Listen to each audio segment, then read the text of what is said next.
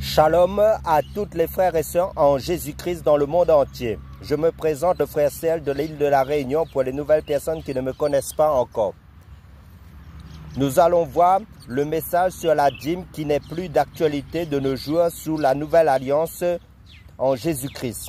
Aucun apôtre n'a prêché la dîme sous la nouvelle alliance.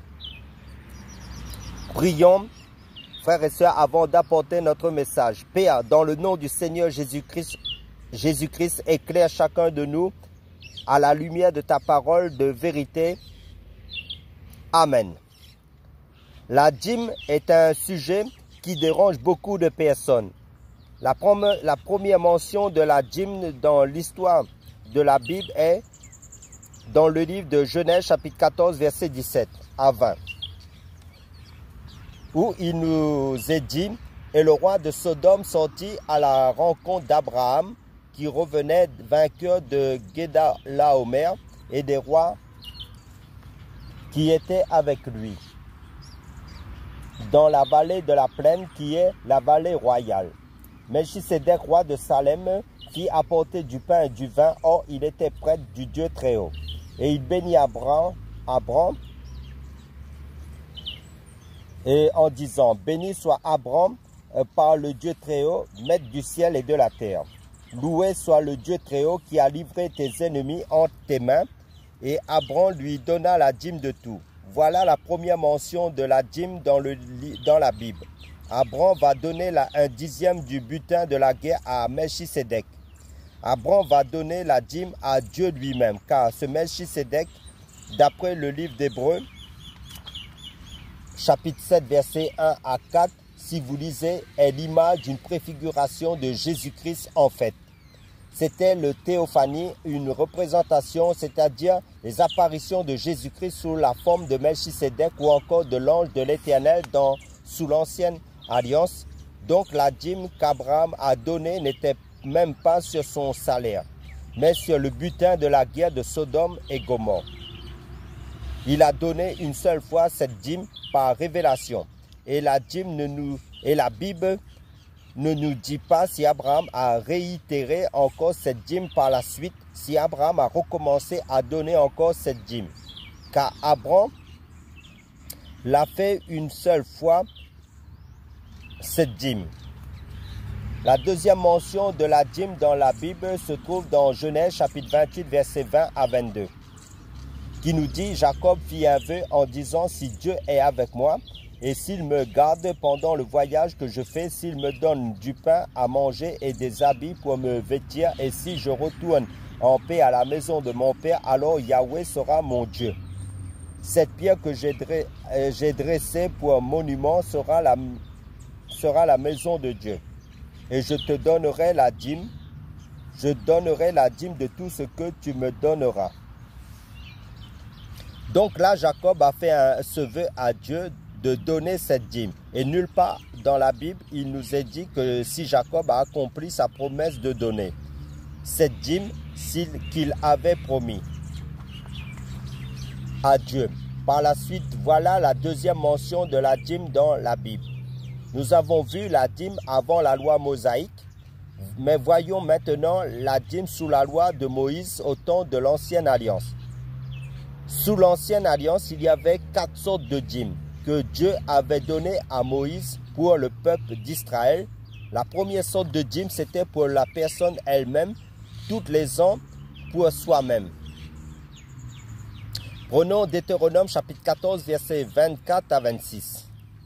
Nous dit: mais si le chemin est trop long pour toi, en sorte que tu ne puisses les transporter, ou si le lieu que Yahweh ton Dieu aura choisi pour y placer son nom est trop loin de toi, lorsque Yahweh ton Dieu t'aura béni, alors tu les convertiras en argent, tu serreras cet argent dans ta main, et tu iras au lieu que Yahweh ton Dieu aura choisi, et tu achèteras avec cet argent tout ce que ton âme désirera, des bœufs, des brebis, du vin, et des liqueurs fortes. Tout ce que ton âme demandera, tu le mangeras devant Yahweh ton Dieu, et tu te réjouiras, toi et ta famille.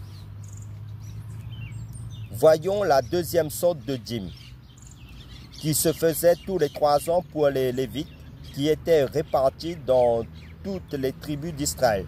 Prenons Deutéronome chapitre 14, versets 27 à 29. Nous faisons la lecture à partir du verset 27. Tu n'abandonneras point le Lévite qui sera dans tes portes, parce qu'il n'a ni portion ni héritage avec toi. Au bout de 3 ans, tu feras sortir toutes les dîmes de tes produits de cette année-là, et tu les déposeras dans tes portes. Alors le Lévite qui n'a ni portion ni héritage avec toi, l'étranger, l'orphelin et la veuve qui seront dans tes portes viendront, mangeront et se rassasieront, afin que Yahweh ton Dieu te bénisse dans toute l'œuvre que tu feras de tes mains. Voyons maintenant la troisième sorte de dîme tous les 3 ans pour les pauvres, les veuves et les orphelins. Prenons Deutéronome chapitre 14, versets 28 à 29, qui nous dit toujours, au bout de 3 ans, tu feras sortir toutes les dîmes de tes produits de cette année-là, et tu les déposeras dans tes portes. Alors le Lévite qui n'a ni portion ni héritage avec toi, l'étranger, l'orphelin et la veuve qui seront dans tes portes, viendront, mangeront et se rassasieront, afin que Yahweh ton Dieu te bénisse dans toute l'œuvre que tu feras de tes mains. Maintenant, voyons la quatrième sorte de dîme qui se faisait tous les 3 ans pour les sacrificateurs qui étaient de la lignée de la descendance d'Aaron, et les sacrificateurs étaient liés au temple, car dans le livre de Nombres chapitre 18 verset 26 nous dit, tu parleras aussi aux Lévites et tu leur diras, quand vous recevrez des enfants d'Israël, les dîmes que je vous donne de leur part comme possession, vous en offrirez l'offrande élevée à Yahweh, la dîme de la dîme. Concernant le passage de Malachie chapitre 3 verset 10 qui nous dit, apportez toutes les dîmes au magasin afin qu'il y ait de la provision dans ma maison, et dès maintenant éprouvez-moi, et en ceci a dit Yahweh des armées, si je ne vous ouvre pas les écluses des cieux, et si je ne répands pas en votre faveur la bénédiction jusqu'à ce qu'il n'y ait plus assez de place. Là, ce passage fait référence aux sacrificateurs qui volaient Dieu dans le temple, qui ne faisaient pas la volonté de Dieu dans l'ancienne alliance. De nos jours, cela n'est plus d'actualité. Sous la nouvelle alliance, déjà, le temple n'est plus un bâtiment, c'est le chrétien en Jésus-Christ.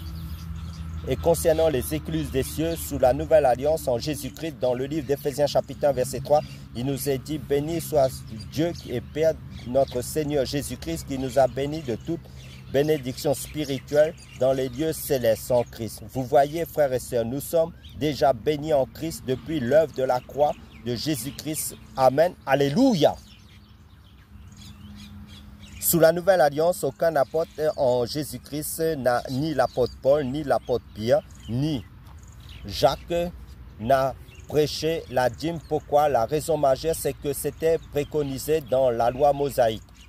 Tandis que dans la nouvelle alliance en Jésus-Christ, il nous est dit dans 2 Corinthiens chapitre 9 verset 7 que chacun donne selon ce qu'il a résolu dans son cœur, non pas avec chagrin ni par contrainte, car Dieu aime celui qui donne avec joie. Amen. Et avant de donner ton offrande, prie le Seigneur avant de donner ton offrande aussi. Place cela dans la prière devant le Seigneur. Et ce qu'il faut comprendre, bien-aimé, dans le Seigneur Jésus-Christ, sous l'ancienne alliance ou encore dans la Torah, il y avait 3 sortes de lois aussi. La première sorte de loi était la loi sociale concernant Israël, comment gérer par rapport à l'ordre, l'organisation dans le pays d'Israël.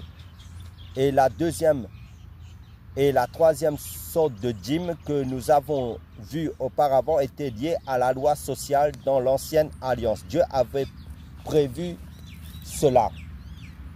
Voyons la deuxième sorte de loi donnée par Dieu, c'était la loi cérémonielle qui était liée au temple. Tout ce qui se rapportait au temple. Donc, la première et la quatrième sorte de dîme étaient liées à cette loi cérémonielle.